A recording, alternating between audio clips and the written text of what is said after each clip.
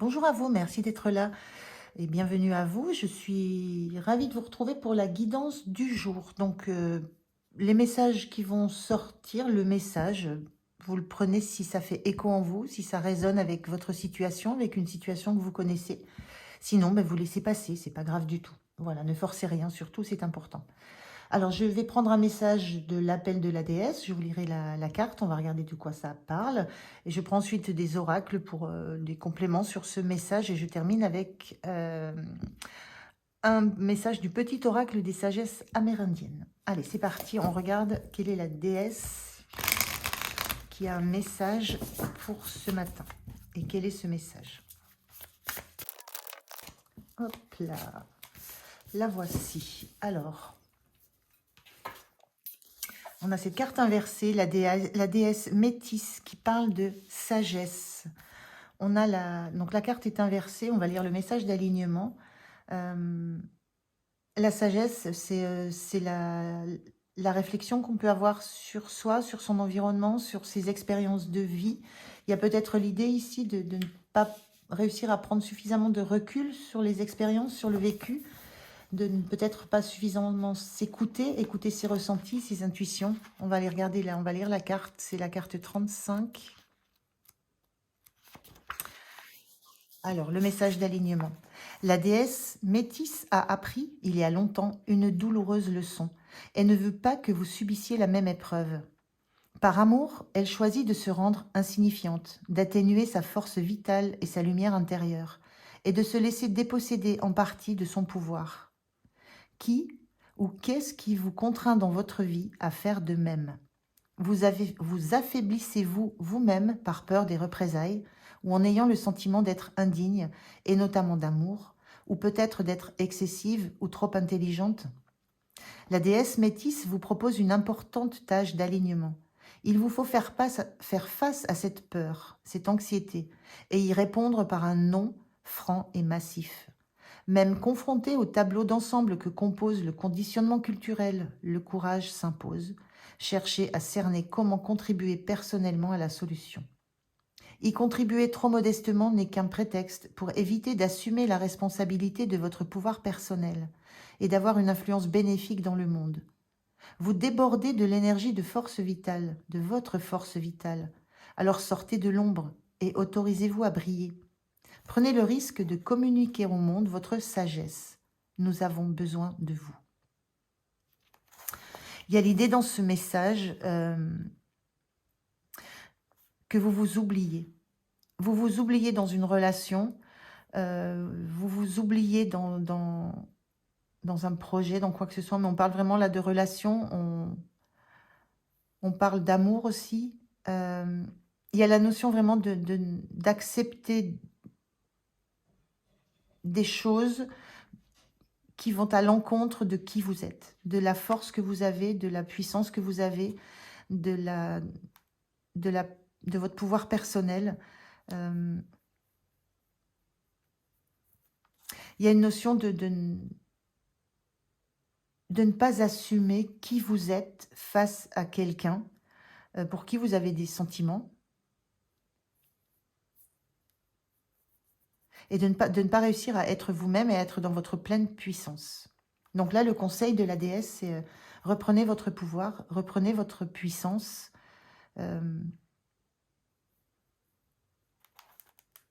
Reprenez votre énergie vitale. La sensation aussi que votre énergie vitale se nourrit l'autre en face, mais en même temps vous affaiblit. Donc il y a une notion de prendre conscience que peut-être la relation dans laquelle vous êtes n'est pas à la hauteur de qui vous êtes. Donc la première chose qui vous est conseillée, c'est d'en prendre conscience et ensuite d'avoir le courage de décider de reprendre votre énergie vitale, de reprendre vos forces, de reprendre votre puissance, votre pouvoir. Alors, on va regarder si on a quelque chose qui complète un petit peu tout ça. Mais c'est assez fort comme message, là. Il y a beaucoup de bienveillance dans ce qui est dit. dans les conseils qui vous sont donnés, dans cette expérience vécue. Je parlais vraiment de peut-être de ne pas réussir à avoir le recul nécessaire, de ne pas suffisamment écouter ses sensations, ses intuitions. Il y a quelque chose de l'ordre de la conscience à avoir de ce qui se joue. De ce qui se joue et de peut-être qui se joue de vous et de votre énergie. Allez, on regarde, je prends 3 cartes, je vous retrouve de suite.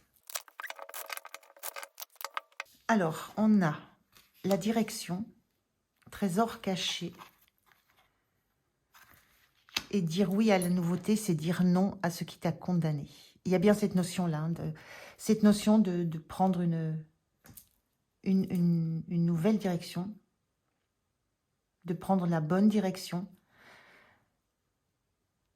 Moi, ce que ça me renvoie, c'est que il y a en vous un trésor caché qui n'est pas vu, qui n'est pas perçu par l'autre. Je parle vraiment, enfin, ce que je ressens là, c'est vraiment, ça parle d'une relation. Et il y a la notion de direction, d'une direction qu'il faut prendre pour dévoiler ce trésor caché qui est à l'intérieur de vous et qui est vous. Vous êtes ce trésor caché et la sensation que l'autre en face de vous n'a pas la conscience de ce trésor que vous êtes. Et qu'il est temps maintenant de prendre une direction dans votre vie qui vous permette de mettre à jour ce trésor. Un trésor, voilà, il y a une notion de dévoiler ce trésor, d'aller dans la direction de quelqu'un qui verra quel trésor caché est en vous, est caché en vous. Et dire oui à la nouveauté, c'est dire non à ce qui t'a condamné, c'est vous autoriser à changer de direction, c'est vous autoriser à changer de relation, c'est vous autoriser à reprendre votre énergie vitale, votre pouvoir, vous autoriser à dire non à ce qui existe dans ce moment présent, vous dire non à cette relation qui ne vous prend pas en compte à hauteur de qui vous êtes. Et là, c'est vraiment cette sensation aussi, c'est la même chose que dans le conseil qu'on vous donnait, il y a une forme de courage à s'opposer à la situation actuelle. Il y a quelque chose de caché en vous qui mérite beaucoup plus que ce que vous vivez maintenant. Donc, ça a vraiment cette notion de changer de direction. Parce que vous avez, au fond de vous, un trésor caché. Et dire oui à la nouveauté, c'est refuser ce que vous vivez maintenant pour vous engager dans une autre relation, vous engager avec une personne qui va voir ça en vous, qui va vraiment voir quelle valeur vous avez. Quelles sont vos qualités, quelles sont vos énergies, de quoi vous avez besoin, qui va être attentif à votre... ou attentive, hein, il n'y a pas de genre à votre bien-être. Quelle est la vision que vous avez de la vie, quelle est la vision que vous avez d'une relation. Il y a vraiment quelque chose à transformer là. Et moi, c'est cette carte qui me saute aux yeux, ces trésors cachés. Ça n'a pas à rester caché. Votre richesse, votre valeur, ce que vous valez, vaut le coup d'être vu et pas condamné à l'obscurité. C'est puissant hein, comme message. Hein. C'est puissant. Hein.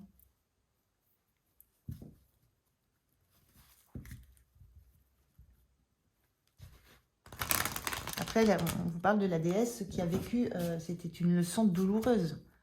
C'est quelque chose de difficile d'avoir des sentiments, d'avoir de l'amour. On parle d'amour dans le texte, d'avoir de l'amour pour quelqu'un qui ne rend pas à hauteur de ce que vous donnez.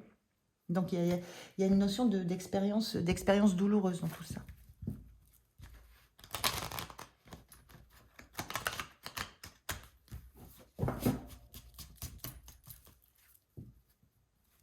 Alors, on va prendre je vais prendre 2 cartes des portes de l'univers pour voir si on a des compléments sur ça.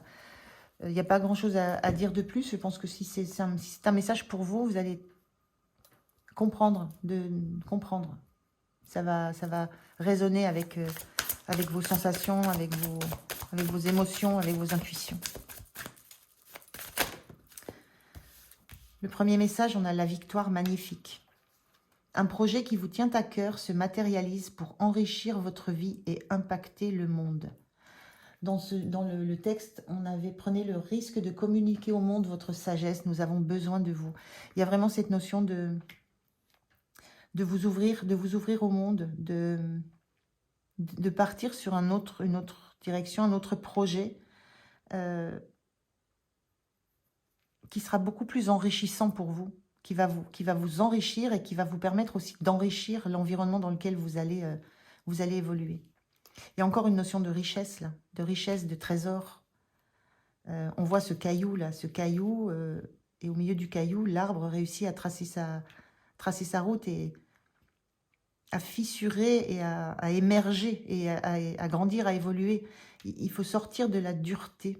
Il faut quitter cette dureté pour aller vous connecter à ce qu'il y a de meilleur autour de vous.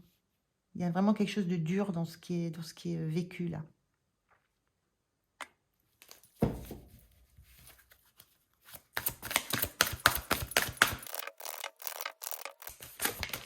Merci. Alors, le deuxième, l'émerveillement. Connecté à votre cœur d'enfant, un joyeux chemin s'ouvre. C'est ça, hein, le joyeux chemin qui va s'ouvrir, c'est si vous vous reconnectez à ce qui vous anime, à qui vous êtes, à la joie que vous avez envie d'éprouver, au bonheur, à la richesse intérieure que vous avez, à votre innocence face à l'amour, face à quelqu'un qui va découvrir cette richesse intérieure que vous avez.